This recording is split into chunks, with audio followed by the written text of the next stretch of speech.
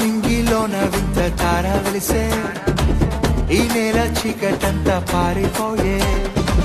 ఆ నింగిలోన వింత తార వెలిసే, ఈ నేల చీకటంతా పారిపోయే.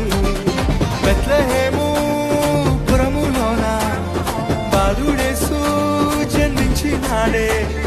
దూతలంతా కొత్త పాట పాడే, పరలోకమంతా పరవశించిపోయే.